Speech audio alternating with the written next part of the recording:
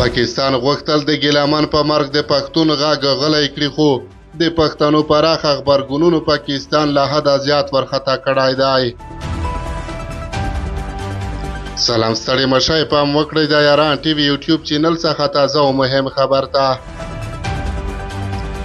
د پاکستان ISI او پاوز غوښتل چې د ولسي شاعر او ځوان مبارز ګیلامن وزیر په مړینه د پښتون غږ د تل لپاره غلی کړي، خو د پښتنو پراخ خبرګونونو او یووالي د پاکستان پاوز او ISI په کړي کار پښیمانه کړل.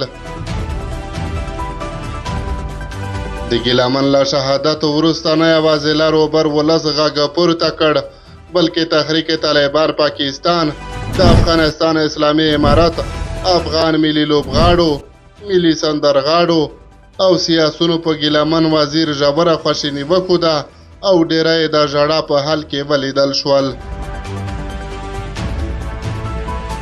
د افغانستان کرکټ ټولو لوبغاړو د ګیلامن په مړینه خواشیني وښوده. حضرت الله عزازي د خپل فیسبوک پروفایل ته د ګیلامن وزیر عکس لګولی، خو افغان توپ اچوونکي نوین الحق بیا لږ په توپیر سره لیکلي: تاسو زموږ څخه یو ګیلامن واخیست، خو ډاډه اوسئ چې زر ګیلامن به نور راشي. د افغانستان پخوانی ولسمشر محمد اشرف غني هم لیکلي: ځوان مبارز ملي شهید ګیلامن وزیر تر وروستیو په خپل دریځ ودرېد، مګر خپل سار یې ټیټ نه کړ. هغه زیاتوي چې زه ډاډه یم چې راتلونکی نسل به د هغه له شاعرۍ او تاریخ ډېر څه زده کړي. ورته مهال تحریک طالبان پاکستان هم د ګیلامن مړینه لویه ضایعه بللې او دا کار یې د پاکستان پوځ او استخباراتو کار بللی دی.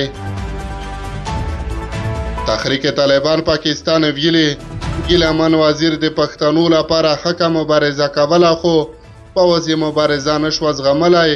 موږ یې کورنۍ ته تسلیت وایو او نوموړي ته د جن او تلو پیردوس دعا کوو.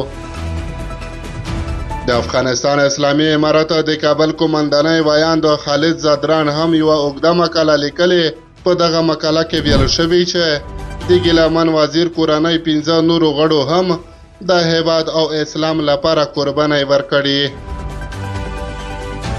نوموړی وایي چې د ګیلامن وزیر ورور له ما سره د افغانستان په میتې کې په یوه مورچه کې شهید شو. هغه وایي چې د ګیلامن مور ما ته جامې وینځلې چې یې په خپلو لاسونو راکابه، تر هغې ډوډۍ نه خوړله چې ټول مجاهدین به مړه شوي نه وو. ښاغلي خالد زادران په وروستیو کې ګیلامن وزیر ته جنت الفردوس غوښتی او د مور په شمول یې ټولې کورنۍ ته د تسلیت دعا کوي.